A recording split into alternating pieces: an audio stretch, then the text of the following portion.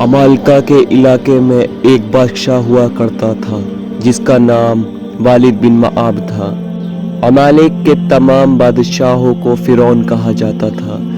जब मिस्र की बादशाहत इस फिरौन के हाथों में आई तो वो दौलत के नशे में दीवाना हो गया और कहने लगा कि खुदा कोई चीज़ नहीं, मैं सब कुछ हूँ। इसने रियासत से उसकी पूजा करने को कहा। कुछ रियाइयों ने खुशी खुशी फिरौन के सामने अपना सर झुका दिया, लेकिन बनी इसराइल ने सर झुकाने से साफ इनकार कर दिया। अब फिरौन बनी इसराइल से नाराज हो गया। खुलासा ये हुआ वो बनी इसराइल से ऐसे मुश्किल सख्त काम कराता था जो वो कर भी नहीं सकते और उनके बस में भी नहीं था।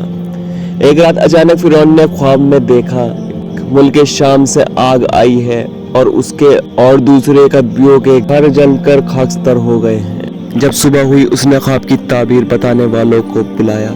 उन्होंने बताया आज रात बनी इसराइल में एक रहम होगा जो पैदा होगा और तुम्हारी जान ले लेगा। ये सुनकर फिरौन के नीचे से जमीन निकल गई मानो। फिरौन पागल हो गया। उसने हुक्म दिया बनी इसराइल के सारे मर्द आज रात एक मखसूस मैदान में जमा हो और उनकी औरतें घरों से बाहर ना निकलें। शहर भर के तमाम बनी इसराइल मर्द मैदान में जमा हो गए और औरतों को घरों में छोड़ दिया। लेकिन फिरौन का मुहाफिज जिसका नाम इमरान था वो भी बनी इसराइल था। वो रात को अपनी बीवी के पास रहे और उसी रात हजरत मूसा इमरान की बीवी के रहम में दाखिल हुए।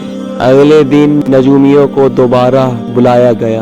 कहा जाता है कि नबी जिस दिन रहम में दाखिल होते हैं उसी रात उनका सितारा चमकता है। सितारा देखकर नजूमियों ने फिरौन से कहा तुम इंतजामात ठीक ना रख सके, तुम्हारा जान लेने वाला रहम में दाखिल हो गया है। इन पर फिरौन ने कहा आज से बनी इसराइल में जो भी लड़का पैदा हो फौरन जान से मार डाला जाए। हुक्म की देरी थी कि हजारों बेगुनाह बच्चों के खून से हाथ रंग जाने लगे। लेकिन जब हजरत मूसा पैदा हुए तो खुदा की कुदरत से सब पहरे वाले अंधे हो गए और उनकी माँ को इतना मौका मिल गया कि वो अपने प्यारे छोटे से बच्चे को संदूक में रखकर पास बहने वाली नील नदी में इस उम्मीद से बहा दें शायद ये बहता बहता कहीं दूर निकल जाए और कोई खुदा का नेक बंदा इसकी परवरिश कर ले। लेकिन होता वही है जो खुदा की मर्जी होती है। उस नदी में से एक छोटी सी नहर काटकर फिरौन के घर में लाई गई थी। मूसा उसी में से बहते हुए उसके घर में पहुंच गए। फिरौन के घर में कोई बच्चा नहीं था, कोई लड़का नहीं था। जब उनकी बीवी आसिया ने देखा एक खूबसूरत लड़का तैरकर उनके महल में गया है तो वो बेहद खुश हो गई और उन्होंने बच्चे की परवरिश का अच्छा सा इंतजाम किया। बच्चे को दूध पिलाने के लिए दाई भी रखी गई। लेकिन हजरत मूसा अलैहिस्सलाम ने किसी नर्स या किसी दाई का दूध नहीं पिया। जब उनकी माँ को दूध पिलाने वाले के तौर पर बुलाया गया और दूध पिलाने पर रखा गया तो उन्होंने दूध पीना शुरू कर दिया। खुदा के फजल से हजरत मूसा अलैहिस्सलाम ने अपने दुश्मन के घर में रहने के बावजूद अपनी हकीकी माँ की गोद में परवरिश पाने लगे। इवन फिरौन के फरिश्ते भी ये देख ना सके कि उसका दुश्मन उसी के घर में मुकीम है। फिरौन ने हजरत मूसा अलैहिस्सलाम को बुलाया और अपनी गोद में लेकर गौर से देखने लगा। हजरत मूसा अलैहिस्सलाम ने फिरौन की दाढ़ी के कुछ बाल खींच लिए। उस पर बादशाह को बहुत गुस्सा आया और उन्हें बनी इसराइल के खानदान का समझकर फिरौन ने कत्ल करने का हुक्म दिया। लेकिन कुछ लोगों के समझाने और खुदा की तरफ से फिरौन के दिल में पैदा होने वाली मोहब्बत की वजह से उसके कत्ल का हुक्म वापस ले लिया गया। जब हजरत मूसा अलैहिस्सलाम की उम्र तकरीबन 20 साल थी तो उन्होंने इसराइल की नजात के लिए कमर कस ली और छुपकर लोगों को कायल करने लगे। एक दिन जब वो जंगल की तरफ जा रहे थे तो देखा कि बनी इसराइल का एक कदबी सर पर लकड़ियों का भारी गठरा लेकर आ रहा है। बोझ से तंग आकर गरीब बनी इसराइल ने बंडल जमीन पर फेंक दिया। उस पर कतबी गुस्से में आ गए और बनी इसराइल को कत्ल करने के लिए तैयार हो गए। फिर बनी इसराइल ने हजरत मूसा को वहां से आते देखा اور پکارنے لگے۔ حضرت موسیٰ علیہ السلام جلدی سے وہاں پہنچے اور ان کو ایسا زور سے مارا کہ قطبی نے اذیت میں جان دے دی۔ جب فرعون کو اس حادثے کا علم ہوا تو اس نے حضرت موسیٰ کی موجودگی کا حکم دیا۔ دوستوں نے مشورہ دیا کہ اب تم بے وقوف بن جاؤ ورنہ تمہاری جان کو خطرہ ہوگا۔ اپنے دوستوں کے مشورے کے بعد حضرت موسیٰ علیہ السلام جنگل کی طرف چلے گئے۔ جنگل میں یہ دیکھتے ہیں کہ دو لڑکیاں کچھ بکریوں کو گھیرے ہوئے ایک کنویں کے پاس کھڑی ہیں۔ جب انہوں نے ان کے بارے میں پوچھا تو انہوں نے بتایا کہ ہم شعیب پیغمبر کی لڑکیاں ہیں، ہمارے والد نابینا ہیں اور ضعیف ہیں، اس لیے ہمیں ہی بکریاں چرانی پڑتی ہیں۔ آج ہم دوسرے بکری چرانے والوں کے ساتھ آئے تھے۔ انہوں نے اپنی بکریوں کو پانی پلا کر پھر کنویں کے اوپر پتھر ڈھک دیا جس سے ہم اپنی بکریوں کو پانی نہ پلا سکیں۔ یہ سن کر حضرت موسیٰ علیہ السلام کو بڑا رحم آیا۔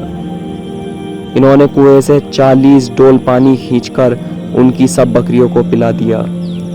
وہ لڑکیاں اپنے گھر گئیں تو انہوں نے حضرت موسیٰ علیہ السلام کی مدد کا سب حال سنایا۔ اس پر شعیب نے کہا کہ تم اسے ڈھونڈ کر میرے پاس لے آؤ۔ وہ لڑکیاں پھر اس کنویں کے پاس گئیں اور حضرت موسیٰ علیہ السلام کو اپنے گھر لے آئیں۔ حضرت شعیب نے حضرت موسیٰ علیہ السلام کی کہانی سن کر کہا کہ تم یہاں پر ہی رہو، جب تم 8 سال مہر کی بکریاں چرا چکو گے تو تمہارا نکاح ان میں سے ایک لڑکی کے ساتھ کر دیا جائے گا۔ کہتے ہیں کہ حضرت موسیٰ علیہ السلام نے اپنے سسر صاحب کو خوش کرنے کے لیے 8 سال کے بجائے پورے 10 سال بکریاں چرائیں۔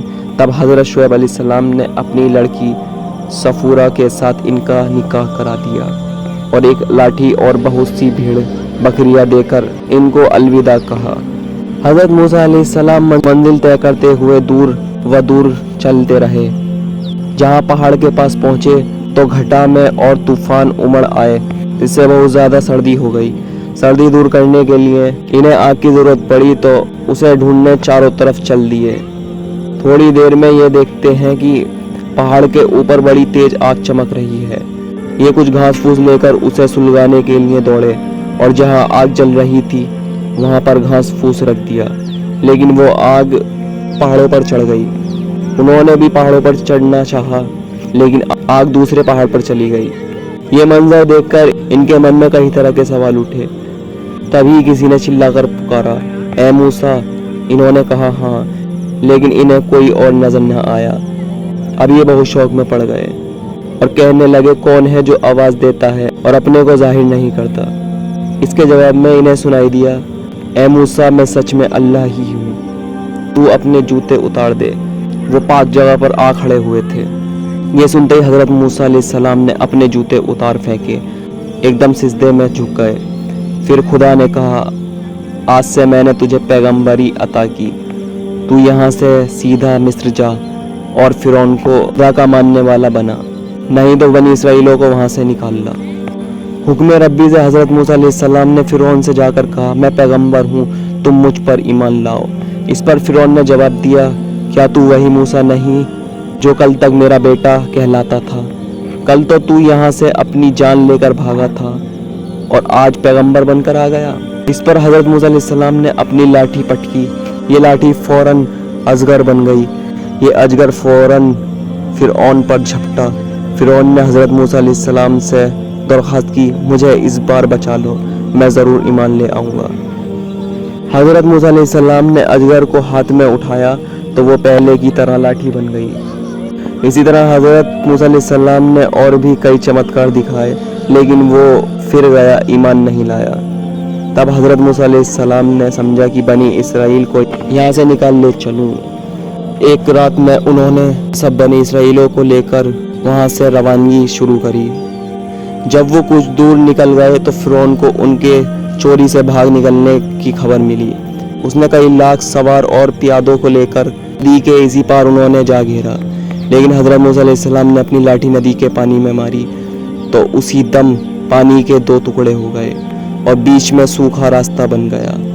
بات کی بات میں حضرت موسیٰ علیہ السلام اور سب بنی اسرائیل راستے میں سے ہوتے ہوئے اس پار نکل گئے۔ فرعون اور اس کے سب ساتھی وہاں ڈوب گئے۔ یہی تھا دوستو فرعون کا واقعہ۔ فرعون اپنا آپ کو खुदा कहलवाना चाहता था और जो नहीं कहता था उस पर बहुत ही ज़्यादा जुल्म करता था। दोस्तों इसकी तफसीर आप सुनेंगे तो आप दंग रह जाएंगे, कितना जुल्म बनी इसराइल पर फिरौन ने करा, कैसे खोलते हुए तेल में कढ़ाई में डाला करता था जो उसकी खुदाई का इनकार करता था।